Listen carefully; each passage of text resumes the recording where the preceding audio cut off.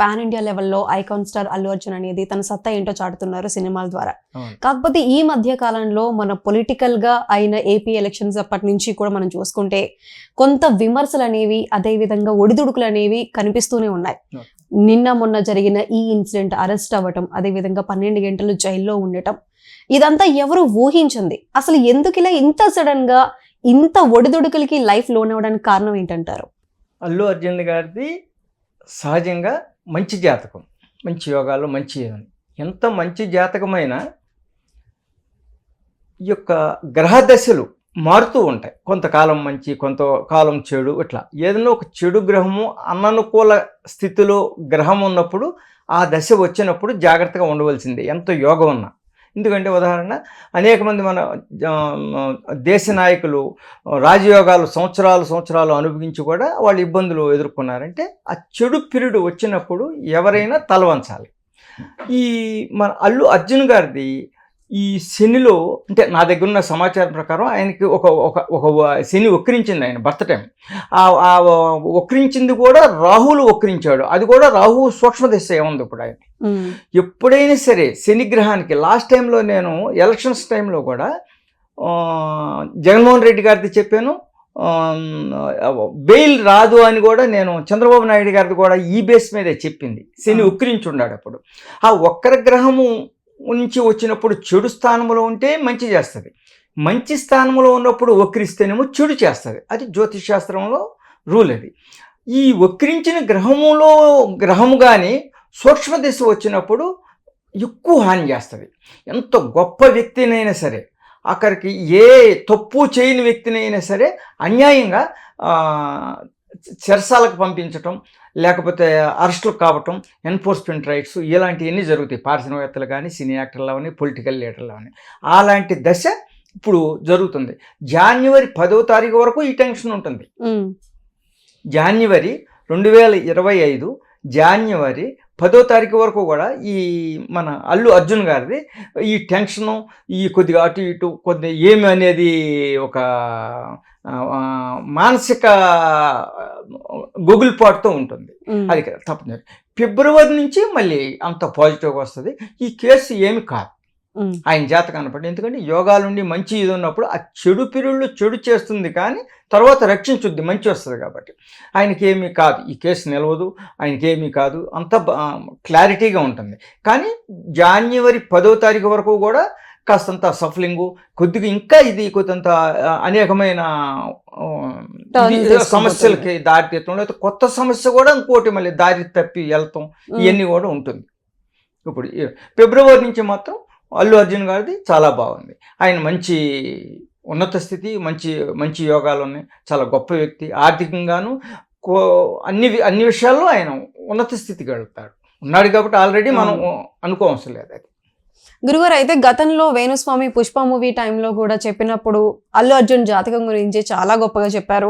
మహాయోగం ఉందన్నారు, జాతకం చాలా బాగుందన్నారు.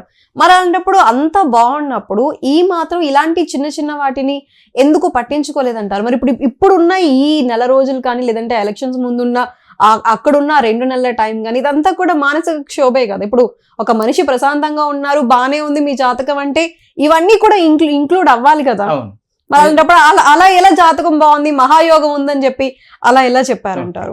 మీరు ఇంత లోతైన ప్రశ్న అడిగినందుకు చెప్తున్నాను. మీ ప్రశ్న కోసం చెబుతున్నాను. నేను వేణుస్వామి గారి మీద చెప్పడానికి కాదు. ఇది జాతకము, జ్యోతిష్యము, గ్రహము అనేది ఒక్క పబ్లిక్ మీకే కాదు, ఇప్పుడు ఈ జీవన స్రవంతిలో జీవించే ఇతర వ్యక్తులకే కానీ మాకు లేదు అనటానికి లేదు.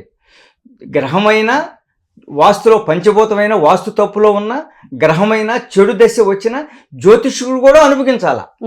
ఇక్కడ ఏం జరుగుతుందంటే ప్రస్తుతం ఈ వేణుస్వామి గారికి ఇప్పుడు ఈ మధ్య వచ్చిన ఎలిగేషన్స్ కానీ ఇది కానీ ఆయన జాతకం బాగాలేదు ఇప్పుడు ప్రజెంట్ పీరియడ్. ఇప్పుడు కాదు, ఇంకా 1 year వరకు ఆయన అంతే.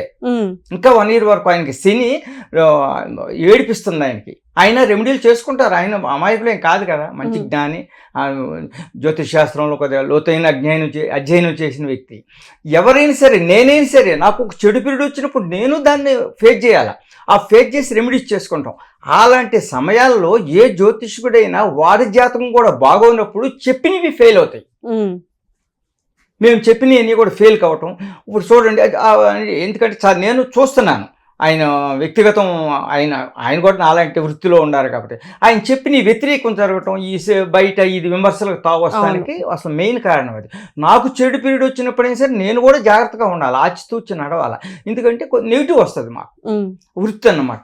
అది ఆ కోణంలో ఫెయిల్ అవ్వచ్చు, ఫెయిల్ అవ్వచ్చు కాదు, ఫెయిల్ అయింది ఆయనకి. ఎందుకంటే ఇంకా 1 year ఉంది అట్లా ఇట్లా ఇలాంటి సఫరింగ్స్ ఆయనకి ఉంటుంది. ఆయనే కాదు నేనైనా ఫేస్ చేయవలసిందే అది.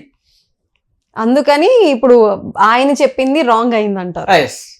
ఇంకా నెక్స్ట్ మనం చూసుకున్నట్టు ఆయన కూడా మొన్న ఈ మధ్య కాలంలో కూడా అన్నారు, ఇప్పుడు ఏంటంటే తెలుగు రాష్ట్రాల ప్రకారం మనకు ఏంటంటే ఒక సాంప్రదాయం కింద అనుకోవచ్చేమో, జైలుకి వెళ్ళిన వాళ్ళు వచ్చిన తర్వాత మంచి పొలిటీషియన్స్ అవుతున్నారు ఈ మధ్య కాలంలో. ఇక్కడ సీఎం రేవంత్ రెడ్డి గారు కానీ, లేదంటే అక్కడ ఏపీ సీఎం చంద్రబాబు నాయుడు గారు కానీ, అంతకు ముందు వైఎస్ జగన్ కానీ, ఇదంతా కూడా ఏంటంటే జైలుకు వెళ్ళటం, తర్వాత రావటం, తర్వాత ఒక మంచి పొజిషన్ గా పొలిటీషియన్ గా సెట్ అవ్వడం. మరి అల్లు అర్జున్ కూడా అంతకు ముందు కూడా కొన్ని వార్తలు వచ్చాయి, అల్లు అర్జున్ పొలిటికల్ గా ఎంట్రీ ఇవ్వబోతున్నారు అని. దానికి సంబంధించి ఇప్పుడు అల్లు అర్జున్ కూడా బయటకు వస్తే ఒక మంచి పొజిషన్, ఒక పొలిటీషియన్ గా ఉంటారనుకోవచ్చు. అంటే అల్లు అర్జున్ గారు కూడా రాజకీయ జీవనం చూపిస్తుంది జ్యోతిష్యంలో.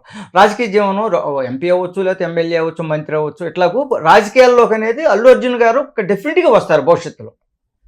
డెఫినెట్ గా ఏదో ఒక రాజకీయ పదవిలోకి పాల్గొంటారు. ఆయన రాజకీయ జీవితం కూడా ఉంది ఆయన ఆస్ట్రాలజీలో, భవిష్యత్తులో ఉంది ఆయనకి.